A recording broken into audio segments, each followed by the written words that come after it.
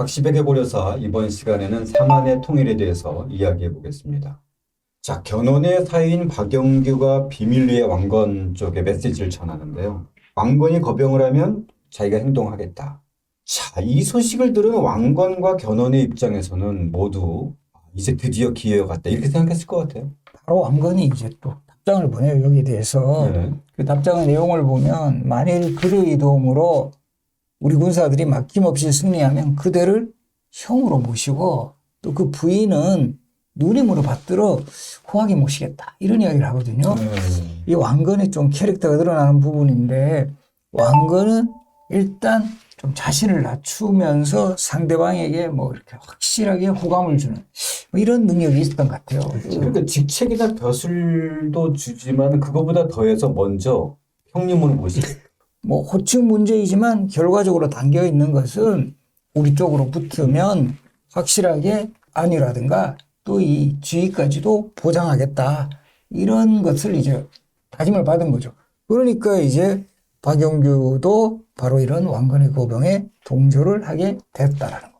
이런 장면을 보면은 우리 박하백님이 왕건의 캐릭터 대명사 중에 하나가 친화 이렇게 얘기했는데 이 친화력이 당시에 보통이 아니었던 것 같아요. 그렇죠. 그러니까 그 견훤이나 이제 궁예랑 다르게 왕건은 자수성가한 스타일이라기보다도 네. 다른 이제 동료들과의 경쟁 관계를 통해서 자기 어떤 지도력을 구축해 간 사람이잖아요. 때문에 이제 주변에 있는 다른 호족들, 자신의 경쟁자들을 단순한 동료 이상 자기의 휘하를 주기 위해서는 위와 같은 기친화력이 거의 뭐 필수적이었다. 네. 이렇게 보여집니다. 네. 자, 이 거병에는 견훤도 참가하는 거죠. 그렇죠. 견훤이 그야말로 필생의 숙적이 왕건 아니겠습니까? 네. 이 왕건과 수십 년에 걸쳐가지고 싸워왔었는데, 그럼에도 불구하고 자신이 왕건한테 사실상 투항을 한 거잖아요. 그렇죠. 왕건한테 기부를 하게 된 것은 네. 그럴 정도로 자기의 평생의 숙적한테 기부할 정도로 자기 아들에 의한 쿠데타가 용서할 수 없는 것이었다라고 하는 점이었고, 네. 때문에 견훤은 이 마지막 그야말로 통일전쟁의 과정에서 참여함으로써 자신의 아들 신검에 대해서 확실하게 응징하겠다. 이런 모드를 갖고 있지 않았겠나 생각을 합니다. 이제는 뭐 삼안 통일 뭐 이것보다 신검에 대한 이 원한 응징. 해결 이게 가장 큰 숙제다 이렇게 이제 생각했던 것 같아요. 그렇게 보여집니다. 네.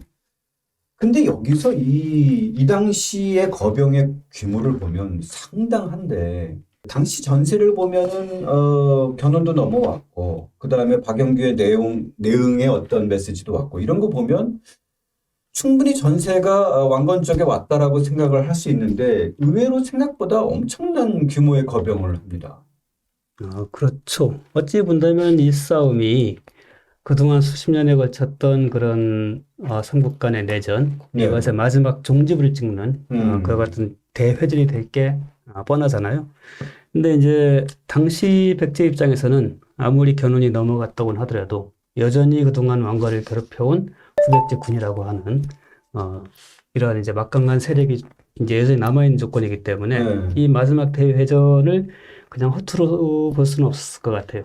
그래서 왕건 입장에서도 고려의 모든 역량을 총동원했을 테고 더 나아가서 이 싸움이 어쩌면 정말 마지막 싸움일 수도 있기 때문에 삼안통일이라고 하는 자신의 대업 이것을 드디어 풀 수 있는 기회이기 때문에 직접 나가보려 해서 그거를 현장에서 확인하고 싶지 않았겠나라고 생각이 듭니다. 이 87,500명의 대군 실제로 전투의 현장은 좀 어땠나요? 87,500명의 대군이라는 거는 숫자가 엄청난 거죠. 뭐 대표적으로 병자호란 때 그 청나라 군대가 몽골군하고 한족까지 포함해서 12만 대군 이끌고 이제 쳐들어오거든요. 뭐 거의 그 정도에 맞먹는 대규모 이제 병력을 이제 편성을 해서 최후에 맞섰던 전투가 지금의 경상북도 구미죠. 낙동강 지류에 1, 2천이라는 곳이 있는데 이곳을 사이에 두고 왕건의 고려군하고 신검의 후백제군이 이제 대치를 하게 되는데 이 후백제군이 완전히 이제 뭐 겁을 먹었다 할까요? 그래서 또 여기다가 견훤이 또 들어오니까 그렇죠. 예전에 이 견훤을 따르던 부대들은 상당히 동요를 해요. 그래서 실제 좌군을 이끌었던 이 장수들은 견훤 앞에 와서 바로 항복을 해버려요. 그나마 이제 중군의 그 후백제 부대가 맞섰지만 5,700명 전사 그리고 3,200명이 포로로 잡혀갈 정도로 패전이 되온 거고 신금은 도저히 승산이 없다 해서 그 동생들과 그 백관들을 데리고 항복을 합니다. 이게 신금의 입장에서는 그 아버지를 배신하고 왕위에 올랐던 게 935년 3월이에요. 네. 그리고 요때가 936년 9월이니까 정확히 1년 6개월 만에. 집권. 예, 집권 1년 6개월 만에 결과적으로 우리가 보면 후백제 그러면 당연히 견훤이 마지막 왕이라고 생각하는데 신금이 사실 마지막 왕. 그러네. 이 마지막 왕이라는 또 불명예까지 쓰게 되고 나라가 이제 없어지는 그런 정말 이 굴욕을 맛보게 되었습니다. 이 당시에 궁금한 것이 견훤의 울분이 좀 씻혀졌을까? 이 전투에서 이렇게 승리를 거두고 견훤의 심정은 어땠을까? 그렇죠. 일단은 승리하고 또 견훤이 이때 워낙 이제 그 개인적으로는 그 자신을 유폐시킨 그 아들 신금을 정말 왕건이 강하게 응징해 주기를 뭐 분명히 바랐을 거예요. 네. 근데 정작 왕건은 능환이라는 바로 이 신금을 부추겼던 이찬 능환은 그 자리에서 바로 이제 목을 베고 신금의 두 동생이었던 양검하고 용검 이 두 사람은 또 유배 보낸 후에 나중에 결국 죽여요. 네. 근데 가장 문제가 되는 이 신금은 살려줍니다. 그러니까 신금만 살려주고. 예, 논리는 비록 왕위를 찬탈했지만 이거는 이제 능환과 두 동생의 부추김 때문에 그런 거다. 이런 논리를 펴요. 그러면서 또 이제 궁극에는 항복을 하지 않았느냐. 이 왕건의 이런 정말 소위 말하는 뭐 포용 정책 이게 항복한 사람들은 난 최대한 대우해준다. 이런 것이 뭐 우리 경순왕의 경우 예전에 우리 뭐 발해 유민을 받아들이는 데서도 보여져 왔고 어떻게 보면 또 이 견훤의 입장에서 보면 야, 이 너무 지나치게 푸주는 포용 정책 아니야? 이런 느낌도 들었을 거예요. 네. 그러다 보니까 이 견훤은 상당히 좀 실망을 하지 않았을까? 두 분이 더 커지지 않았을까? 실망 정도를 넘어서서 네. 견훤으로서는 정말 받아들일 수 없는 그런 상황이 되었던 거죠. 왜냐하면 이런 상황이면 그 신금에 대한 처리는 견훤에게 맡기는 게 그렇죠, 그렇죠. 당신이 알아서 하시오 하는 네, 게 이제 네. 뭐 충분히 짐작 가능한데 아예 물어보지도 않고 곧바로 살려주었을 뿐만이 아니라 적절한 지위를 부여한단 말이죠. 때문에 신금에 대한 응징이 이 남은 세계의 목표였던 견훤으로서는 정말 참을 수가 없었을 테고 이래서 실제 우라병에 걸립니다. 그렇죠. 그리고 우라병에 걸려서 그것 때문에. 얼마 지나지 않아서 이렇게 세상을 뜨게 되죠. 물론 이때 나이가 이제 이미 70을 넘어서서 뭐 꼭 이 때문이었다고 단정할 수는 없습니다만은 그렇지만 되게 중요한 계기가 돼요. 그렇죠. 네. 견훤은 그렇게 우라병으로 죽지만 왕건의 입장에서는 또 왕건은 사만을 통일한 이후에 어쨌든 옛 백제, 옛 신라 등등이 다 자기의 이제 지휘 아래 들어오게 되고 자기의 힘이 제대로 고루 미칠 수 있어야 될 거 아니겠습니까? 때문에 이 어쨌든 후백제를 대표했던 신금을 만약에 죽여버린다고 한다면 후백제 백성들의 상당한 불만을 낳을 수도 있다라고 판단했을 테고 네. 때문에 통일 이후의 어떤 사회의 안정, 사만의 안정 이것을 위해서 살리는 것이 왕건으로서는 당연한 이제 결정이었다라고 보여져요. 네. 자, 이제 그 막강에 있던 후백제가 결국은 망하게 되고 견훤은 우라병으로 죽었습니다. 그리고 왕건은 사만 통일을 이루고 왕건과 견훤이 이제는 극과 극의 결론과 상황에 네네. 맞이하게 됐는데 자, 천하의 명장 견훤은 왜 실패하고 왕건은 왜 성공했을까요?